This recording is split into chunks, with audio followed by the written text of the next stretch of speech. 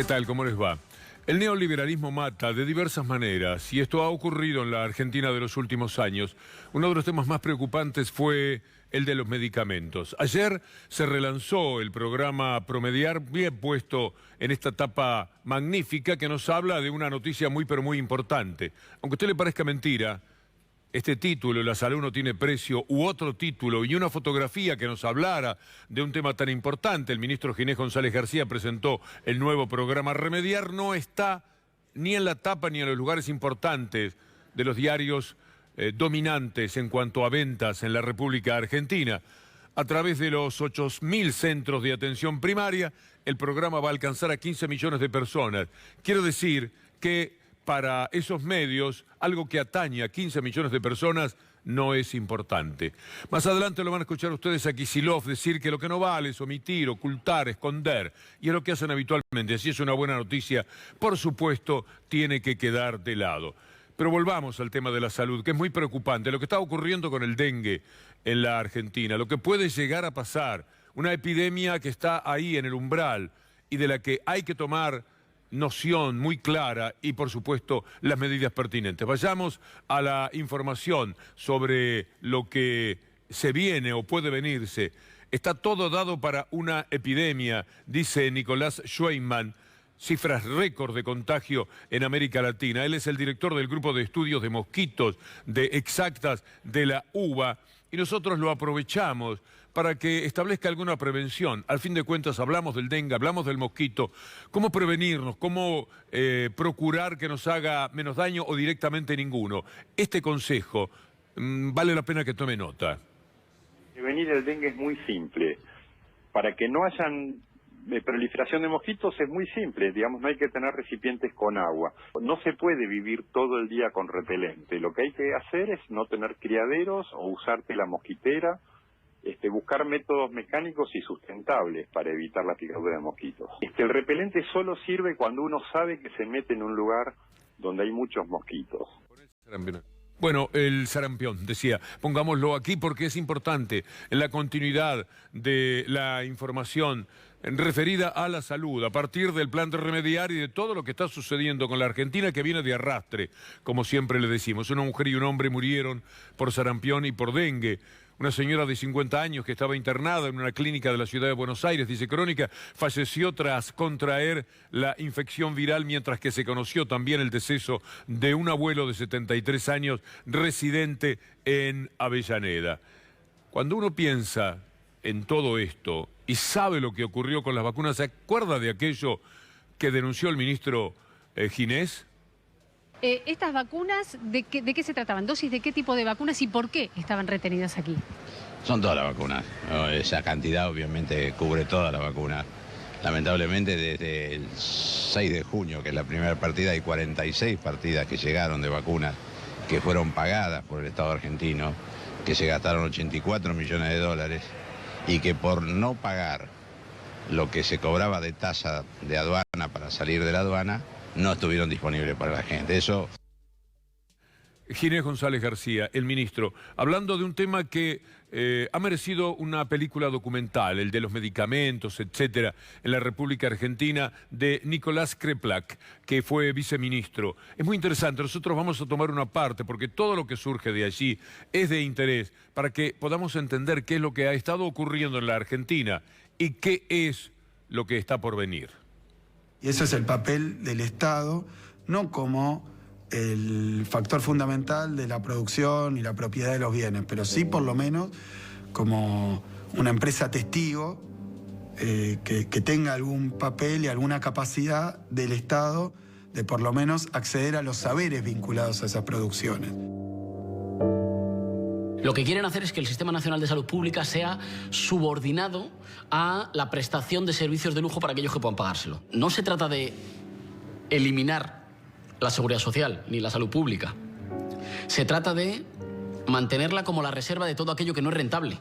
Hay un trabajo muy fuerte, publicitario, comunicacional, para ocultar que también hay jeques árabes y grandes magnates en el mercado de salud. Son mercados solo equiparables a los del armamento, a los del petróleo, y es la salud de la gente. Y ese es uno de los problemas que vivimos en las economías emergentes, o en vías de desarrollo, o en el tercer mundo, como quieran, porque como hay Estado débil, el Estado, al ser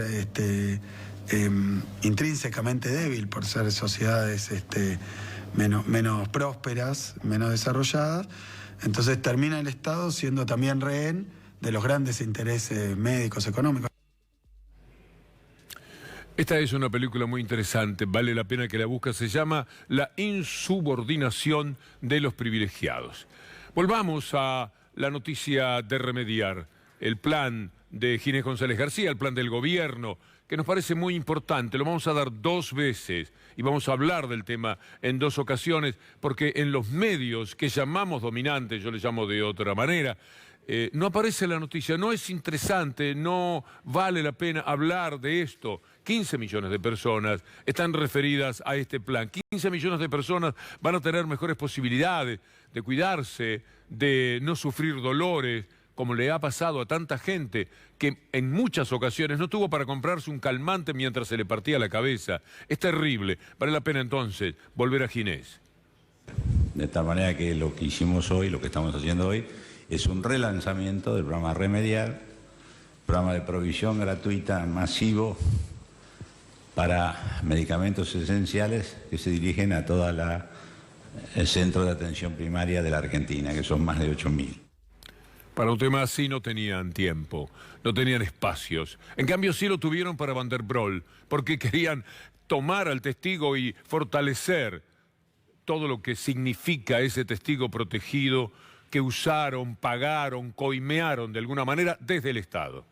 Tome tanto, quédese tranquilo, ponga un hotel, le damos la libertad. Pero eso sí, usted tiene que hablar contra Vudú. Hoy Sebastián Lacunza puso un tuit muy interesante, porque las cosas son así. Estos medios tienen un comportamiento nefasto. El Destape publica documentos que demuestran que compraron el arrepentimiento de Van der Broel y los medios pro Macri lo ignoran. Van der Broel desmiente, se incrimina y su voz es noticia. Raro. Un caso para los que estudian noticiabilidad.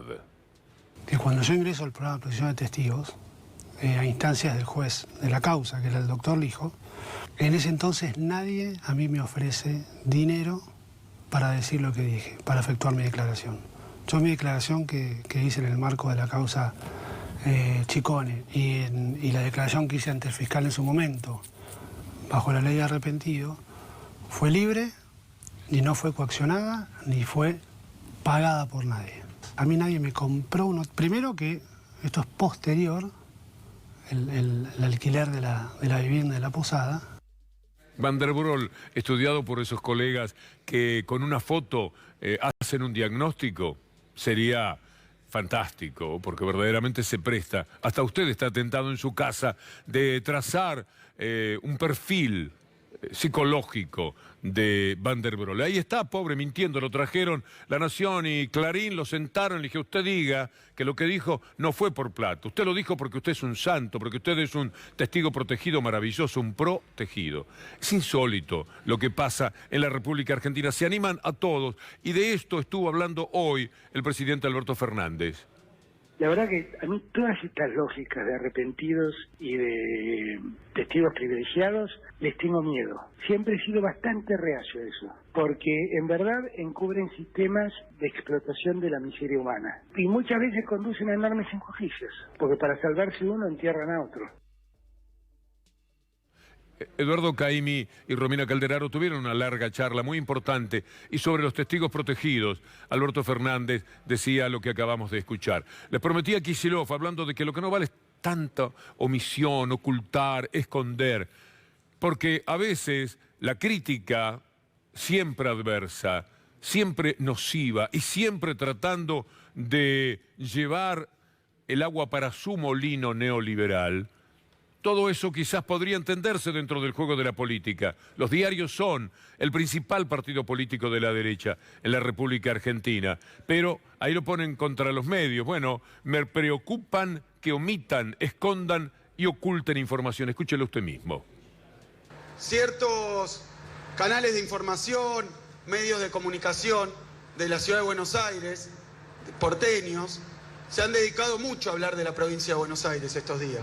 Lo que me preocupa no es si un diario dice algo bueno o algo malo, es su línea editorial. Lo que me preocupa es que omita, esconda y oculte información que le sirve a los y las bonaerenses.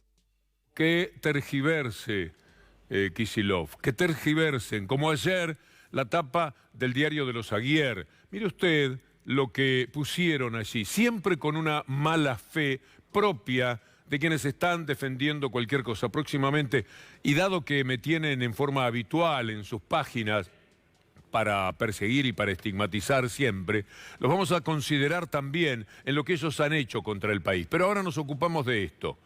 Fernández veta a un grupo de candidatos a jueces que incomodan al kirchnerismo. Fernández es Fernández, no sea cosa que sea Alberto. Macri, en cambio, era Mauricio, querible en el nombre y en la denominación. Fernández es un Fernández que veta a un grupo de candidatos a jueces que incomodan al kirchnerismo. La ministra de Justicia, Marcela Lozardo, por supuesto, tuvo que responderles como se debe. Sí, es horrible la tapa, ¿no? El título, porque la verdad que esto que vete un grupo de candidatos a jueces que incomodan el kirchnerismo parece como un título, no sé, supuesto. No hay una lista negra de jueces, no hay apellidos determinados que son los jueces que iban a ir. Lo único que hicimos es pedir los pliegos para que el presidente y el gobierno tengan la oportunidad de ver cada uno de los jueces que van a ser designados. Lo que quería Macri, lo que querían La Nación y Clarín, era que quedaran los jueces de ellos, los más directamente vinculados a ellos, como los han tenido durante todo este tiempo, pero agregar alguno más, para que el poder real sea el que domine Comodoro Pi, y nunca el poder político en este caso. Cuando ellos coincidieron, poder real y poder político, lo tenían todo a su servicio, y de ahí aparecían los Bonadío, los Ercolini, y toda esta gente que le ha dado tan escaso prestigio a Comodoro Pi, a la justicia federal. Eso era lo que querían. El gobierno dice, paremos un poco la mano, porque eso nos ríen en la cara con los jueces que estaban queriendo designar, todos de ellos conocidos a través de sus tuits, de sus manifestaciones, etc. Pero mire estas dos tapas, mire cómo juega el diario de los Aguiar. Mauricio Macri decía el 18 de diciembre del 2015, Mauricio Macri retiró pliegos de jueces y fiscales ligados a justicia legítima, y eso estaba bien. Ahora mire, 4 años después, casi exactamente, Alberto Fernández veta a un grupo de candidatos a jueces que incomodan al kirchnerismo. Véalo de nuevo, porque esto es el proceder habitual de los medios de comunicación. Es mucho más y mucho peor todavía que una doble vara. Siempre son una vergüenza. Preste la atención. Usted era envenenado en el 2015 de esta manera. Mauricio Macri había empezado retirando los pliegos de jueces. Fue de lo primero que hizo, 8 días iban. En esos días nombró a 2 integrantes de la Corte Suprema de Justicia y a ellos les parecía encantador. Ahora Alberto Fernández veta a un grupo de candidatos a jueces que incomodan al kirchnerismo. Esto nos pasa en forma constante. Y también están los hechos culturales. El dólar es todo un problema para nosotros. Y nadie escapa, ni quien le habla, a que cada vez que tuvo un ahorro, se marchó al dólar. Así hemos sido. Hay una cultura del dólar que no la tiene ningún otro país. Cristina Fernández de Kirchner invitó a que la gente creyera en el peso. Dilapidó una buena parte de 3 millones de dólares que tenía para jugar a favor del peso. No caminó, no prosperó, pero por lo menos, ya que tanto hablaba, tenemos que ir al peso y no a los dólares, jugó sus propios dólares en aquel momento, y eso se sostuvo durante varios años hasta que dejó de ser la presidenta de la República. Ahora hay algunas noticias que valdrá la pena, son pequeñitas, poco a poco, y no sé cuánto van a durar, pero las queremos compartir con ustedes después de este recordatorio de CQC con nuestro estimado Diego Iglesias. Según datos del Banco Central, hasta septiembre de este año, solo el 11% de los argentinos compró dólares. Sin embargo, pareciera que estamos todos pendientes de la moneda estadounidense. Acá en San Pablo, la relación de los brasileños con el dólar es muy distinta. ¿Usted sabe cuánto ha cotizado tu dólar en no país? No, no sé. Não. Não sei. Não. Não faço nem ideia. Não sei. Não tem ideia. Não tenho ideia. Não faço a menor ideia. Você conhece, sabe quanto é a cotação do dólar? Do dólar? Moço, tô fora de moda. Isso há 10 anos atrás. Conhece quanto custa sua casa em dólar? Não. Também não sei. Não. Não. Não tem ideia. Não tenho ideia. Não tenho a menor ideia. Não tem ideia. Aqui é só reais. Só reais. Dólar não existe aqui. ¿Sabes a cuánto cotiza el dólar? 4.20. 4.20, una cosa así. 4.30. 4.26, creo. 4.26.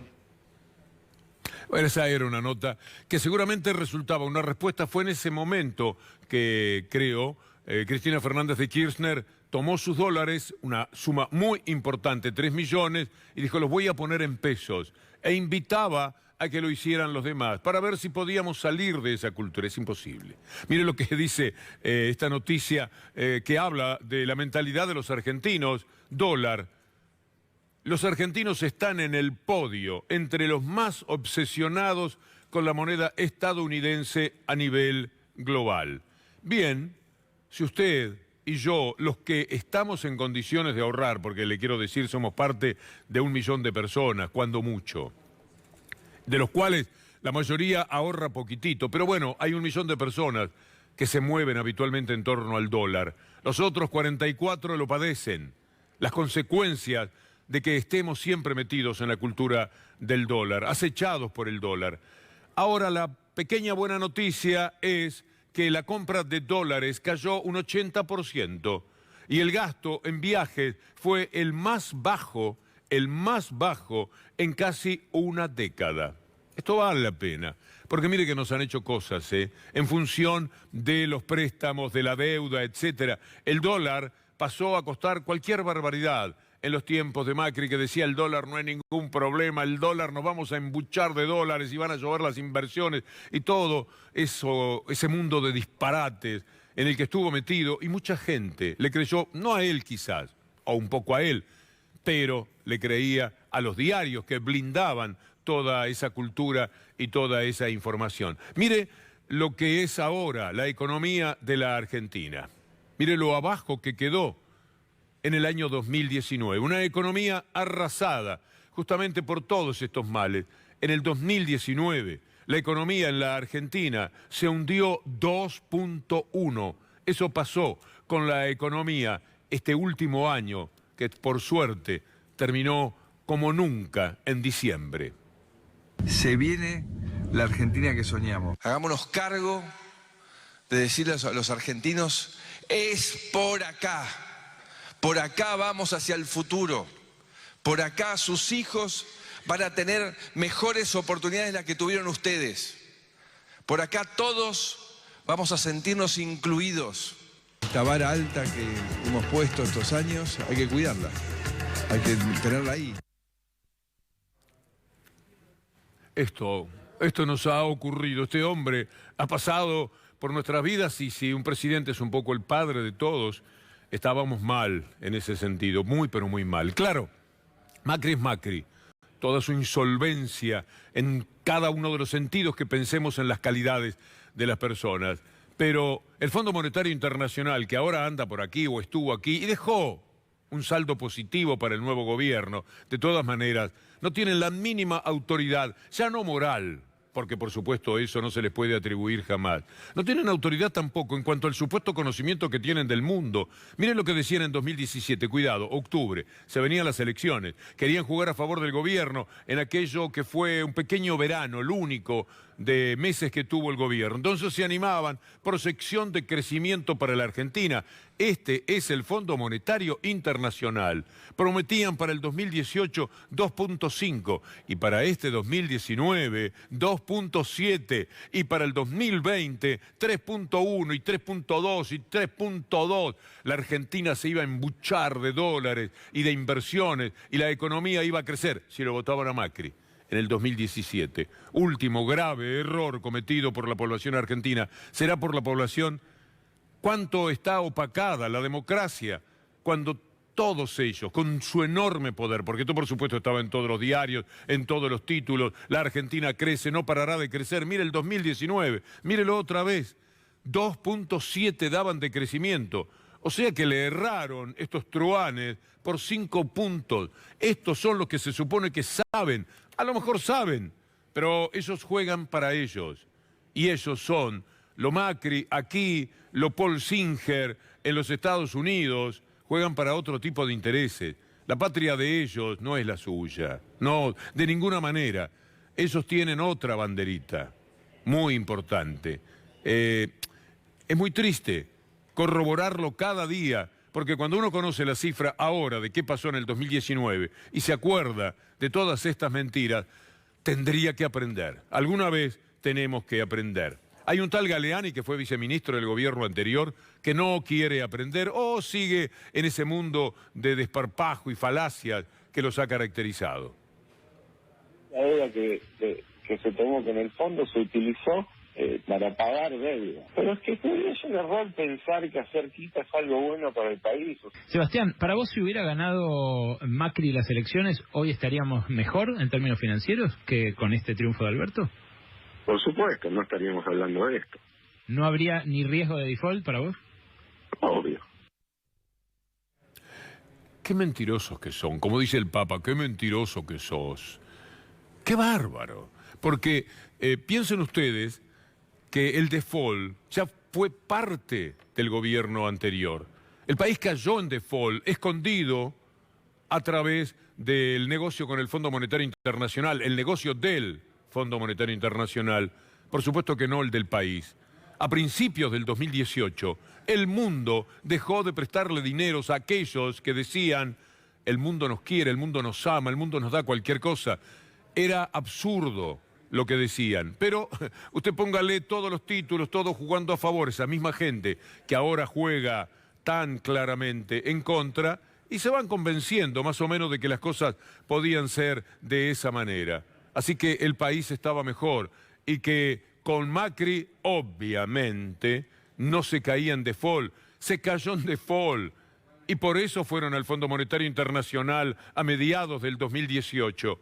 Y por eso en un año los indecentes, los delincuentes del Fondo Monetario Internacional le prestaron a la Argentina casi 50.000 millones de dólares. Eran 57.000 millones. Alberto Fernández le dijo a la última entrega, no, muchas gracias. ¿Qué quieren hacer de nosotros? Paren un poco. Y le puso el dique a 12, 13.000 millones de dólares más que en caso de haber estado Macri se hubieran recibido para resistir, para que el juego geopolítico que ellos imponen para el mundo siguiera dándoles resultados. Porque lo que les importa era Macri jugando contra Venezuela, Macri jugando contra Evo Morales, Macri jugando contra la patria grande. Lo que quería Estados Unidos era que fuéramos una vez más el patio trasero de la vida de los Estados Unidos. Y por supuesto con gente como Macri, ni hablar con Bolsonaro, y todos ellos lo consiguen. Por eso es que auspician este tipo de gobiernos. ¿Qué les importa el hambre? Lo que pasa a cada uno de nuestros pobres países de América Latina en esas manos de los Estados Unidos. A México, Trump le impidió comprar helicópteros, o quiere por lo menos impedírselo a Rusia. No importa si el precio es bueno, si los helicópteros son mejores, no compre, porque si no lo vamos a sancionar. Son los árbitros de nuestra vida y necesitan jugadores de estas calidades, entre comillas, de este tipo de presidente. Piñera, un divino, ¿cómo no? Macri, maravilloso, Bolsonaro, y así sucesivamente, con cada uno de los mandamases de América Latina que juegan para ese establishment y para esos Estados Unidos. Y mientras tanto, los desastres que se cometen con los Estados Unidos, con el Fondo Monetario Internacional y con los esbirros locales, hay que andar solucionándolo en reuniones hasta en Arabia Saudita, como la de Martín Guzmán con Cristalina, viendo qué le puede hacer, a ver si esta mujer verdaderamente toma nota de lo que dijo el equipo técnico del Fondo Monetario. Se va a reunir para ratificar que los bonistas deberán hacer una contribución apreciable. Ya hay una cifra que se da cuenta por algunos medios, un 30-35%. Estaría muy bien. Yo no sé si eso es suficiente para poder lidiar con la deuda, pero con el apoyo del Fondo Monetario Internacional, ¿por qué apoya? Porque vinieron otros que hacen a la política del fondo, y esos otros, por ahora, hasta que se los devoren, quieren ser un poco más decentes. Cristalina no es Lagarde. Y los que vinieron aquí no son Cardarelli y los otros, que no les importa absolutamente nada de la vida desgraciada en la que hundieron a millones de personas con estas prácticas y estas mentiras constantes, permanentes, y que siempre son utilizadas para que la democracia no sirva, o sirva solamente para ellos. Y si solo es para ese poder real, la democracia no vale tanto la pena. En eso nos convierten. Alberto Fernández estuvo hablando también esta mañana con Eduardo Caimi, con Romina Calderaro, de lo que es la deuda. Martín hizo un trabajo con los equipos técnicos formidable y con ella misma. Y después también hicimos lo que políticamente debíamos hacer, que era pedirle ayuda a Israel, a Italia, a España, a Francia, a Alemania y al Papa, que el Papa, la verdad, el aporte y el apoyo del Vaticano fue inconmensurable. Y todo eso, sumado a la charla con Trump, dio que esto, y la verdad que esto, el mundo debe celebrarlo porque es una revisión que hacía falta. Entonces, revisar esto es mejor para el mundo, no es solamente para Argentina.